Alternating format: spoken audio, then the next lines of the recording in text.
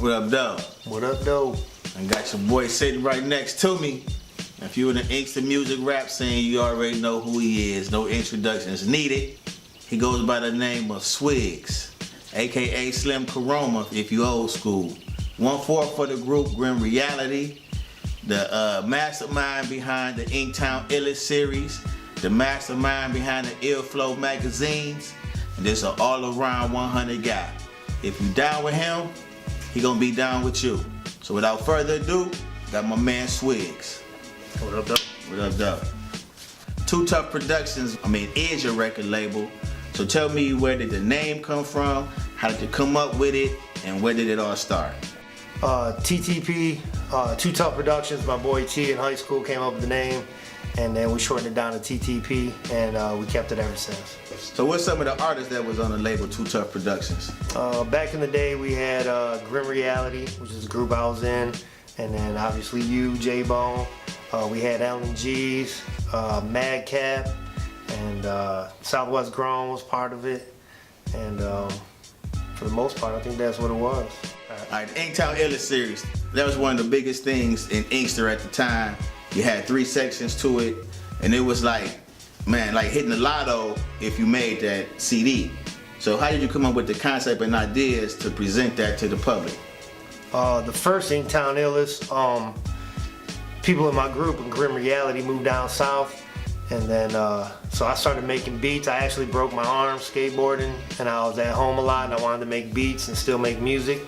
So I started making beats and started helping other artists out for Inktown, and people just started kind of coming around, and we did it like that on the first one.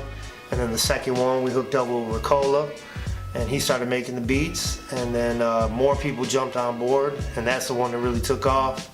And then the trilogy, DJ Chewy kind of took over on that one, and we just made that one come out too, the trilogy. So it was basically just them 3, and more people just got more involved. So would there ever be another Inktown Illest Part 4 or Part 5, or what's the plans for that? We thought about doing an Inktown Illest Part 4 for life, but we're not sure yet.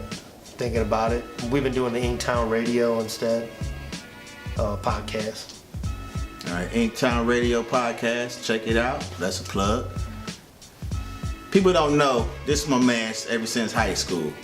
Now, throughout graduation until I officially became a member of TTP, they was known for their famous hall parties. Now, if you ever went to a Grim Reality hall party in the early 90s, you know what I'm talking about. The free beer, the girls, it was just epic. Back then, there really wasn't hip-hop shows, at least around here, maybe downtown or something, but like in this area, Westland, Inkster, Garden City, we didn't really know where else to throw a show, so we figured we'd rent a hall and get kegs of beer for people to show up. $10 all you could drink. Why wouldn't people show up? And it was basically 18 and over because we were young then. So basically it was a place for everybody to come and party and see a show.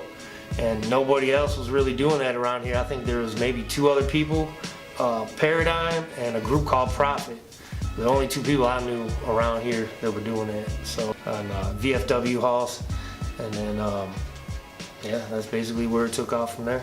It was a lot of imitators that came after you guys and trying to do the same thing that you guys did, but they didn't have quite the success as meaning as people coming to the shows and, you know, separated y'all from the people that was trying to steal your lane. I think, well, for us it was more like a party vibe. People wanted to come and have a good time. There's a lot of chicks there, and people just kind of wanted to come and party, and then the music was just kind of like a part of it.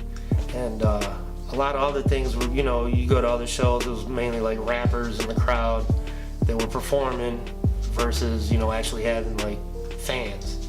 And I think that was a little bit different, but after that, you know, there's a lot, like, we didn't do like the rap battles and stuff like that. It wasn't what we did. We just, right. It was more or less a party. Okay. Good time. Back in the day, I used to work with a guy named Mr. Rain. He was tight. I knew him from a guy named Ski from Southwest Detroit. He is actually the dude that hooked me up with him. and he started coming around the studio, and I made beats for him.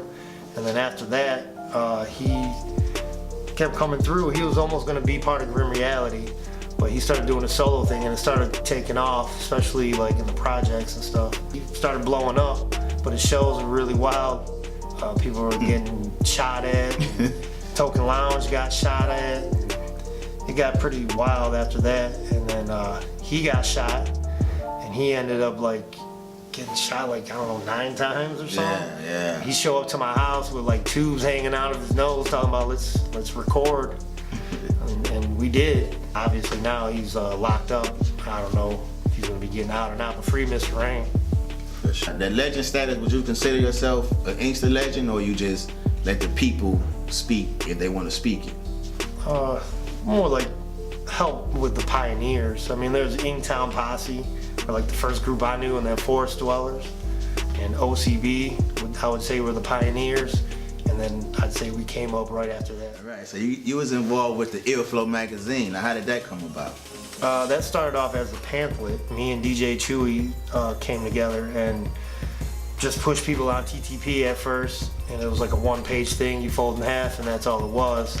And then my boy Twan ended up hitting me up like, man, you know what we could do with this, and you should go to Mark Kemp and talk to him, because he had Underground Sounds back in the day, which is like a Detroit underground rap magazine.